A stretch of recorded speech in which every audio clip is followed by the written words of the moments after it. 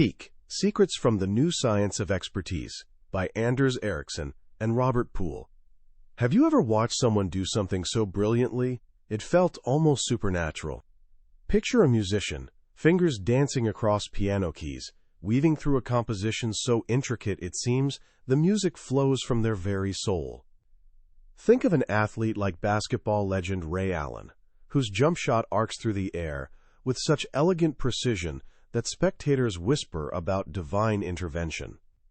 Or perhaps you've heard tales of the legendary Wolfgang Amadeus Mozart, a child barely tall enough to peek over the harpsichord, mesmerizing audiences across Europe at just 7 years old. But here's the thing, it wasn't only his playing that left people speechless.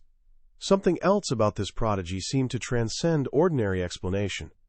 Legend has it that young Mozart possessed an uncanny ability to hear any sound, a violin's note, a clock's chime, even someone's sneeze, and instantly identify it. C-sharp, E-flat, perfect pitch, they called it. This mysterious gift appears in roughly 1 out of every 10,000 people. For generations, this rare ability stood as the ultimate evidence of innate, heaven-sent talent bestowed upon the fortunate few. But here's where things get interesting. What if everything we've believed about talent, genius, and exceptional achievement is fundamentally flawed? For over 3 decades, a remarkable psychological scientist named Anders Ericsson devoted his career to unraveling the mysteries of exceptional humans, the experts, the prodigies, those standing at the absolute summit of human capability. His discoveries reveal a truth so transformative, it has the power to reshape not just how you understand the world, but how you understand yourself. Here's what he found. The real gift wasn't perfect pitch, or that flawless jump shot, or chess mastery. The true gift is something far more extraordinary, and here's the beautiful part. Every single one of us possesses it. Today we're diving into the secrets from his groundbreaking work, captured in the book, Peak. This isn't merely a summary. It's an expedition into the science of expertise.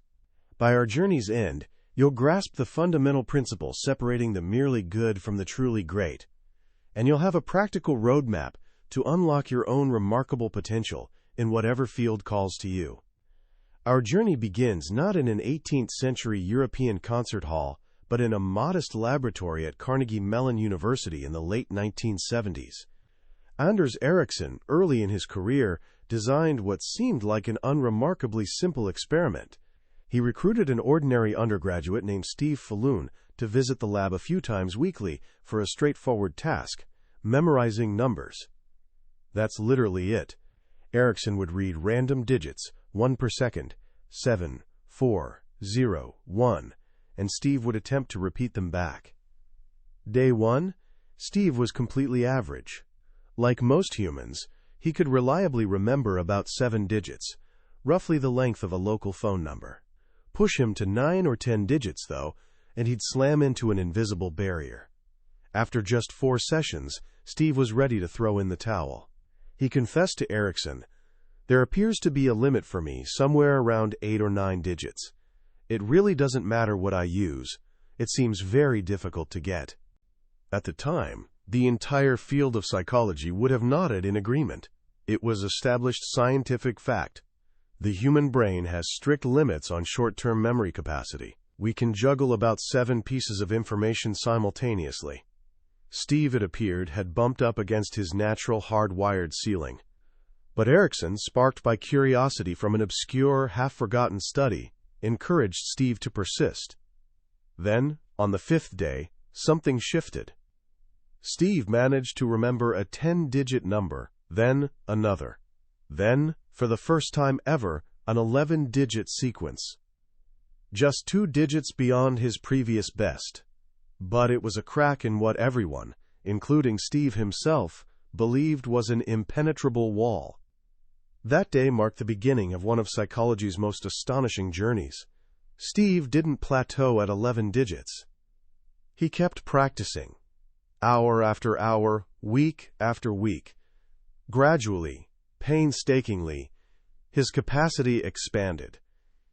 After 60 sessions, he could remember 20 digits. After 100, he reached 40, surpassing any professional memory expert on record. But he kept going. For over 2 years, Steve Falloon sat in that laboratory, listening to numbers. By the end, this completely ordinary college student could hear a random sequence of 82 digits and recite them back flawlessly. Let that sink in for a moment. 82 numbers. That's like memorizing 10 different phone numbers in order after hearing them just once. The feat seemed to defy possibility. Yet Steve achieved it. So what happened? Did Steve suddenly sprout a superhuman brain? Not at all. He accomplished something far more profound. He revealed the first crucial secret of peak performance. He stumbled upon what Ericsson would later term, quote, purposeful practice. Most of us, when learning something new, whether tennis, driving, or baking, follow a predictable trajectory. We receive some instruction, practice until we reach a good enough level, and then we plateau. We put the skill on autopilot. The tennis player competes for 20 years, but never improves beyond their second year. The physician with 30 years of experience might actually perform worse than the doctor 5 years out of medical school, because their skills have quietly deteriorated without deliberate improvement efforts. Ericsson calls this naive practice, mindlessly repeating an activity and hoping improvement magically follows. Steve Falloon took a different path. His practice had purpose. Purposeful practice possesses several defining characteristics. First, it features well-defined, specific goals. Steve's daily objective was beautifully simple. Remember one more digit than yesterday, not some vague aspiration to get better, a clear, measurable target. If you're improving your golf game, your goal can't merely be lower my handicap. Break it into tiny, concrete steps. Today, I'm focusing on keeping my head down through my swing for 10 consecutive shots. You're not just hitting balls, you're targeting something specific. Second, purposeful practice demands focus, complete attention. When Steve pushed through new barriers, he was utterly absorbed. He'd deliver himself pep talks, pound the table in concentration. He wasn't daydreaming about weekend plans. If your mind wanders, you're not improving. Third, purposeful practice requires feedback. You need to know if you're succeeding or failing. For Steve, feedback was immediate. He either nailed the number sequence or didn't. More importantly, he generated his own feedback. He analyzed why he made mistakes, identified which digits tripped him up, and adjusted his strategy for the next attempt. Without feedback, you're flying blind. You can't fix mistakes you don't recognize. And finally, perhaps most crucially, purposeful practice demands stepping outside your comfort zone. This is the fundamental law of improvement. If you never push beyond your current capabilities, you'll never advance. The amateur pianist, who's played the same dozen songs for 30 years, has accumulated thousands of practice hours, but he's no better than 3 decades ago. He's simply reinforcing what's already comfortable. Steve faced constant challenges. The experiment was designed so every success led to a slightly harder task. He perpetually operated at the edge of his abilities. And that's where growth flourishes, Ericsson discovered. But sometimes, trying harder isn't sufficient. When Steve hit plateaus, points where improvement seemed impossible, he didn't just push harder. He pushed differently. He recognized his old methods weren't working anymore, so he invented new ones. As a long-distance runner, he began grouping numbers into running times. 3492 became 3 minutes, 49.2 seconds, a near world-class mile time. No longer a random string, but something meaningful he could store in long-term memory. He was creating what Ericsson would identify as the cornerstone of all expert performance, a mental representation. Steve demonstrated that with the right practice approach, an ordinary person could achieve extraordinary results. But his story also revealed limitations. When Ericsson and colleague Bill Chase replicated the experiment with another student, Renee, she improved but stalled around 20 digits and never progressed. She practiced equally hard but used a different, less effective memorization method. Hard work alone wasn't enough. Another layer to the secret existed. This is where our story shifts, from laboratory to real world, to fields where performance has been refined across centuries. And it leads us to a seemingly unrelated question. Why should your brain care about London taxi drivers? Few cities rival London's navigational chaos. It's a bewildering labyrinth of twisting streets, one-ways and dead ends. GPS barely manages it. But London cabbies? They're legendary. 25,000 of them can navigate from any point A to any point B with remarkable efficiency, entirely from memory. To become licensed, prospective cabbies must pass exams known simply as the knowledge. It's been called the world's most difficult test. You must memorize approximately 25,000 streets within a 6-mile radius of the city center, plus every park, hospital, theater, museum, and landmark. It requires years of motorbike exploration, route study, and internalizing a mental map of London of almost incomprehensible complexity.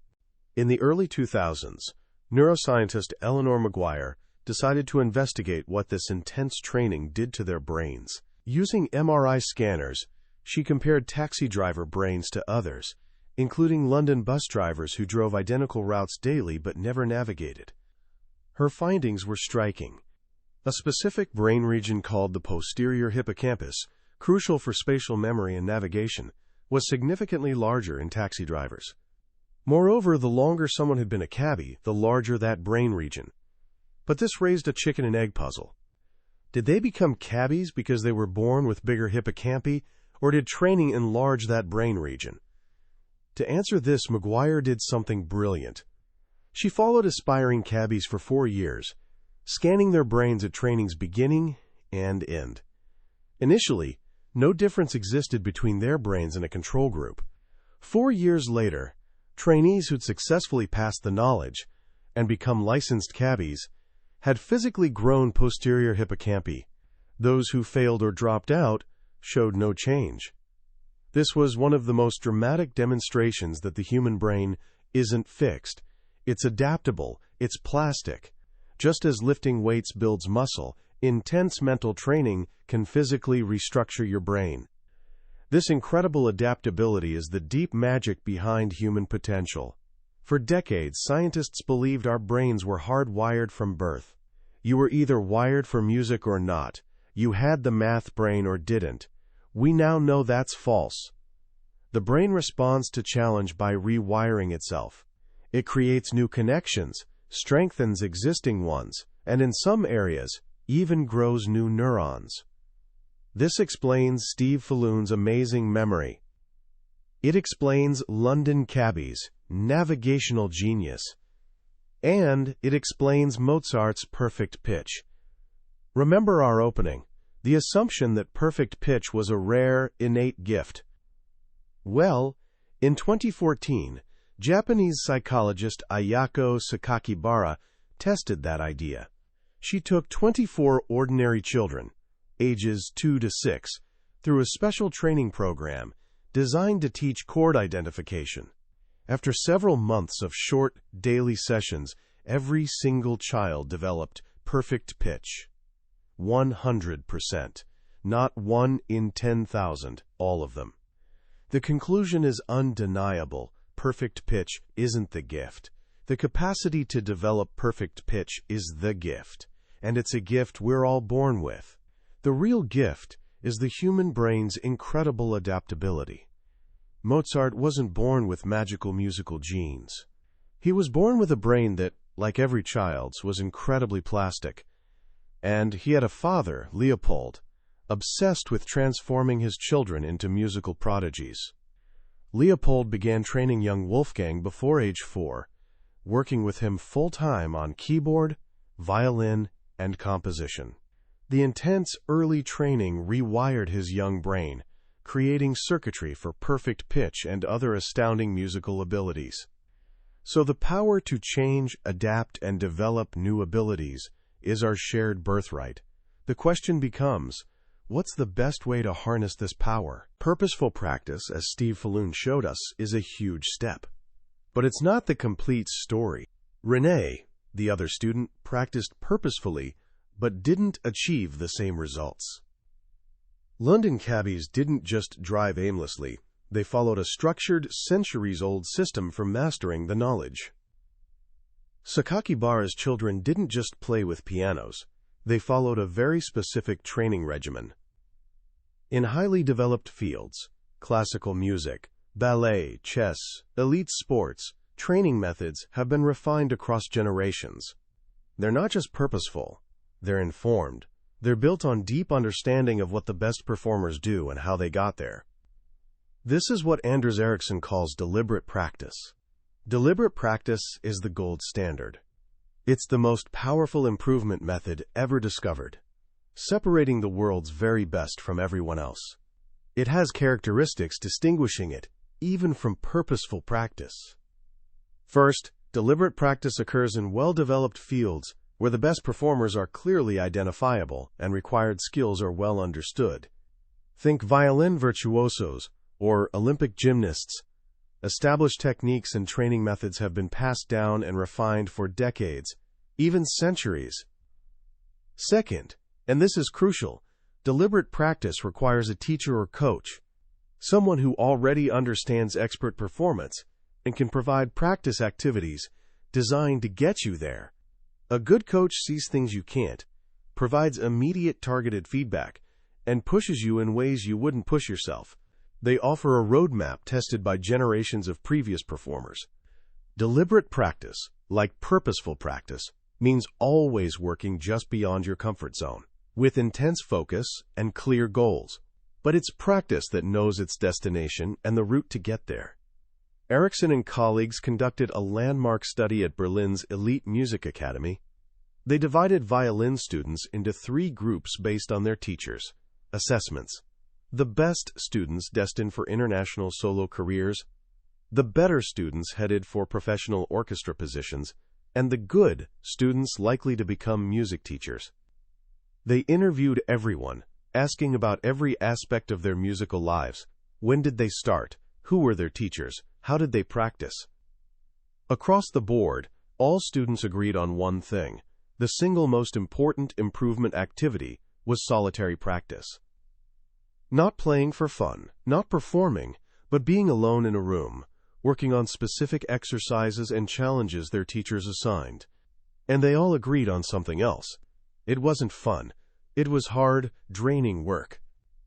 But when researchers calculated total hours each student devoted to this focused, solitary practice over their lifetime, they found a stunning pattern. By age 18, the good students, future music teachers, had accumulated around 300-400 practice hours on average.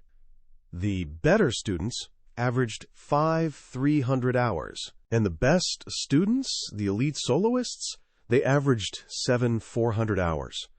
No exceptions existed. They found no naturals who floated to the top with little effort, and no grinders who practiced obsessively but failed to improve. Time spent in deliberate practice was the single most important factor separating good, better, and best. When they extended the study to professional musicians in 2 world-class Berlin orchestras, they found the same pattern. Practice those professionals accumulated by age 18 was nearly identical to the best academy students. This research led to the famous 10,000-hour rule, popularized by Malcolm Gladwell. While Ericsson acknowledges the rule captures an important truth, becoming an expert takes tremendous time, he clarifies crucial points. First, 10,000 is just an average, a nice round number. Some fields require more, some less. Steve Filloon became world-class at his specific skill in a few hundred hours. An international concert pianist might need 25,000 hours. Second, and most importantly, it's not just any 10,000 hours. It's 10,000 hours of deliberate practice. Just performing, like the Beatles did in Hamburg, isn't the same as the focused, goal-driven practice violinists did. The true lesson isn't about a magic number. It's about sustained, high-quality practice's immense power. It demonstrates that in any field where people work toward expertise, there's a direct, powerful relationship between deliberate practice amount and performance level. But what exactly happens in the brain during all those practice hours? What are we building? This brings us to the book's single most important concept, mental representations. To understand this, let's explore the seemingly magical world of blindfold chess. A grandmaster like Alexander Alekhine could play dozens of simultaneous games without seeing any boards, tracking every single piece's position mentally. How is this possible? It's not photographic memory. If you show a chess grandmaster a board with randomly arranged pieces in a configuration that would never occur in an actual game, their memory is no better than a beginner's. They can only remember about 3 or 4 pieces. Their incredible memory only functions for patterns that make sense in chess games. What does this reveal? They aren't seeing individual pieces. They're seeing patterns, relationships, lines of force, attack and defense structures. Through thousands of hours studying games played by other masters, they've built a vast library of these patterns in long-term memory. Ericsson's mentor, Herb Simon, estimated grandmasters store about 50,000 of these chunks. When masters look at a board, they don't see 32 pieces. They see a handful of familiar patterns interacting. This is a mental representation. It's a highly complex, sophisticated mental structure, allowing them to process enormous information quickly, bypassing normal short-term memory limits. We all use mental representations daily. When I say dog, you don't consciously recall a fact list. Furry, 4 legs, barks, wags tail. All that information is instantly accessible in a single integrated concept. Your mental representation of a dog. Reading this sentence, you're not sounding out each letter.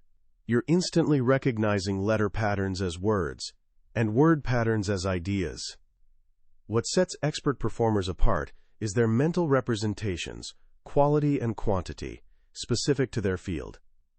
A professional baseball hitter doesn't have faster reflexes than normal people, but they've developed highly sophisticated mental representations of a pitcher's delivery. The moment the ball leaves the pitcher's hand, they recognize subtle arm motion patterns, ball spin, and predict with remarkable accuracy whether it'll be a fastball, curveball, or slider, and where it'll cross the plate. A novice sees a blur. The expert sees clear, predictable patterns. A top surgeon, before making any incision, creates a detailed mental representation of the entire operation, visualizing the patient's unique anatomy and planning for potential complications. If something unexpected occurs during surgery, deviation from this mental map alerts them something's wrong. Deliberate practice is, at its core, developing increasingly effective mental representations. Practicing a violin piece isn't just training your fingers. You're refining your mental representation of how the piece should sound. Pitch, timing, emotion. This internal blueprint guides your fingers and allows you to hear mistakes and correct them. The better your mental representation, the better you practice. And the better you practice, the better your mental representation becomes. It's a virtuous circle. This is the true path to extraordinary achievement. It's not about being born with a gift.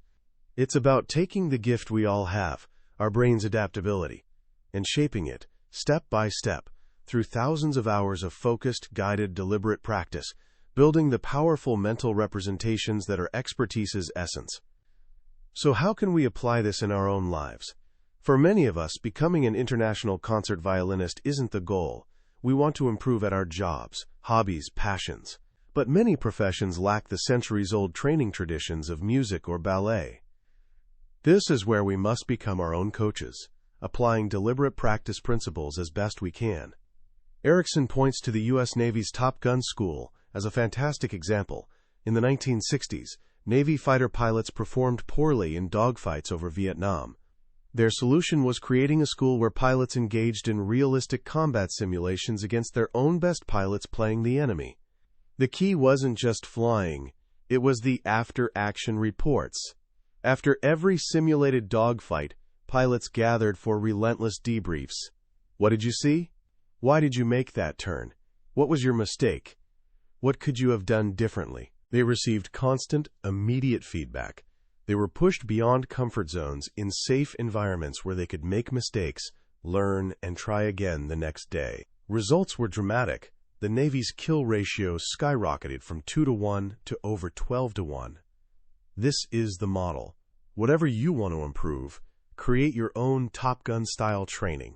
Find ways to practice with focus, get feedback, and make adjustments. Want to be a better public speaker? Don't just give speeches. Record yourself, watch playback, and identify one specific improvement area. Maybe you say too much, or don't make enough eye contact. For your next talk, focus solely on improving that one thing. Then get feedback from a trusted colleague. This transforms performance into practice. This approach requires a fundamental mindset shift. You must reject 3 common myths. The first myth: our abilities are limited by genetics. This book shows we can shape our own potential. The second myth: if you do something long enough, you're bound to improve.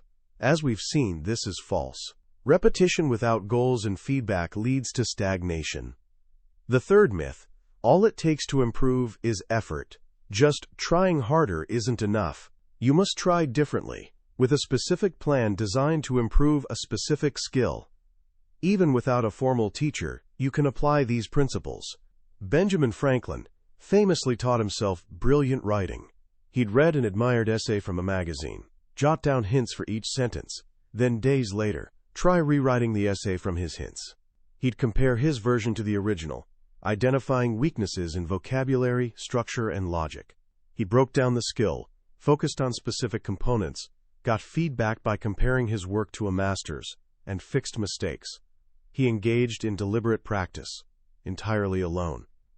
Of course, the journey isn't always easy.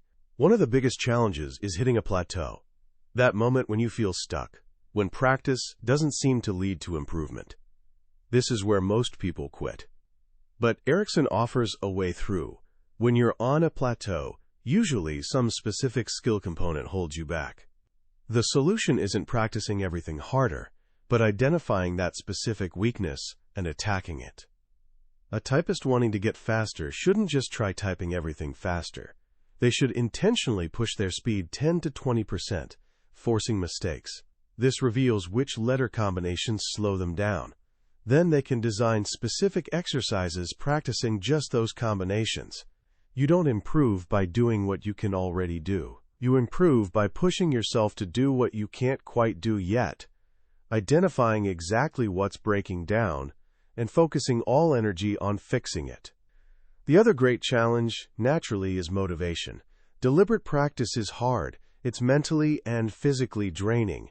So how do experts persist for years, even decades? It's not about magical willpower they're born with.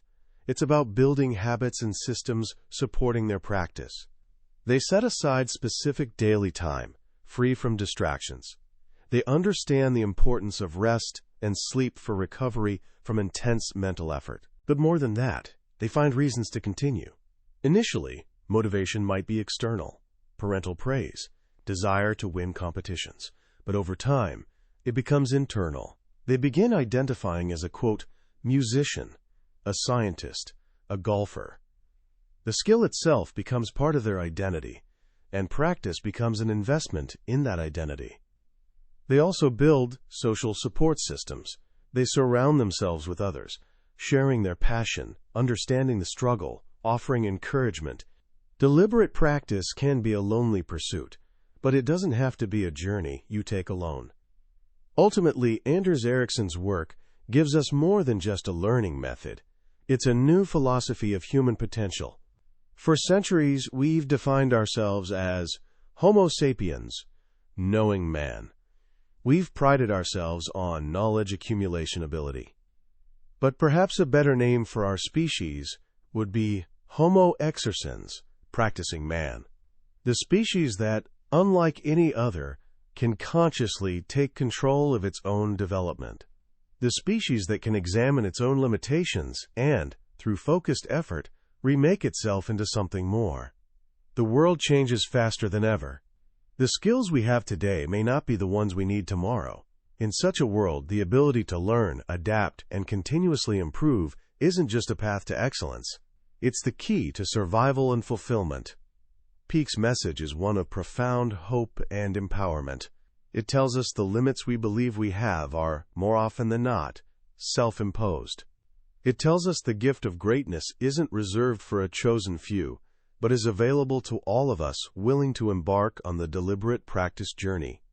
It gives us tools and confidence to stop accepting our current abilities as our final destination and start building the person we want to become. As we reach the end of our journey through Peak, I find myself reflecting on one central idea that feels truly revolutionary. It's the idea that potential isn't a fixed trait, but an expandable vessel. For so long, we've thought of potential as a cup we're born with. Some people get a large cup, some get a small one. Our job in life, through education and practice, is simply filling that cup as much as we can. But we can never make the cup bigger. What Anders Ericsson shows us, with a lifetime of scientific evidence, is that this metaphor is completely wrong. Through the right kind of practice, we're not just filling the cup, we're actively building a bigger one. We're creating abilities that didn't exist before. The London cabbie's brain physically changed to accommodate a mental map of the city. Steve Falloon's brain developed new pathways to handle an impossible amount of information.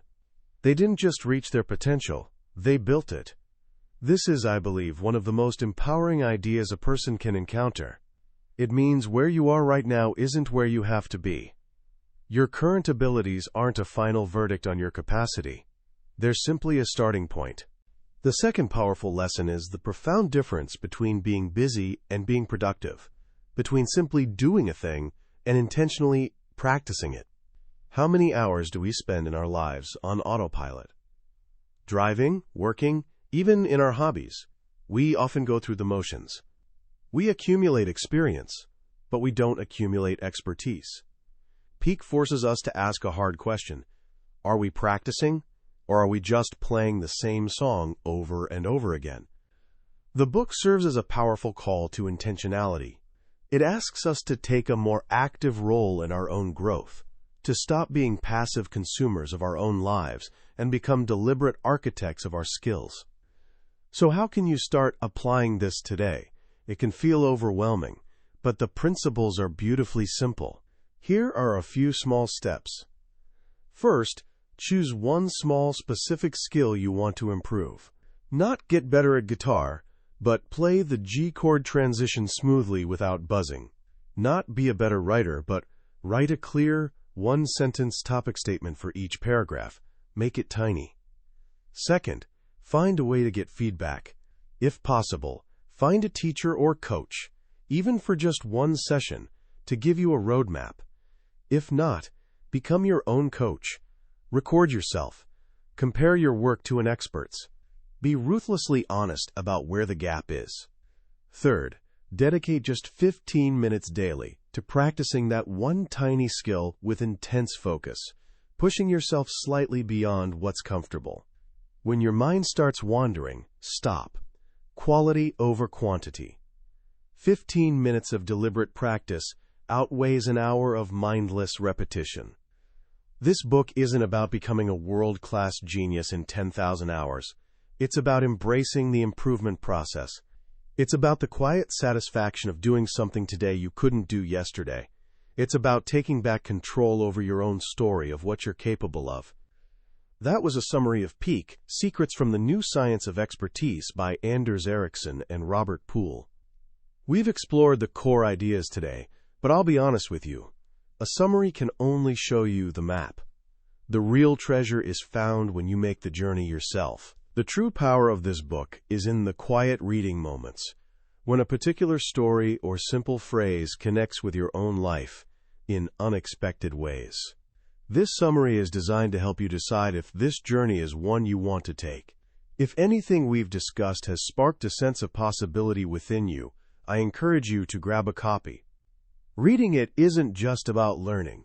It's an experience that can genuinely change how you see your own potential. The link to the book is in the description. Also, if you found this summary valuable, please take a moment to like this video and subscribe to the channel. It lets us know we're on the right track and ensures you won't miss our next deep dive into another life-changing book. Let's keep learning and growing together.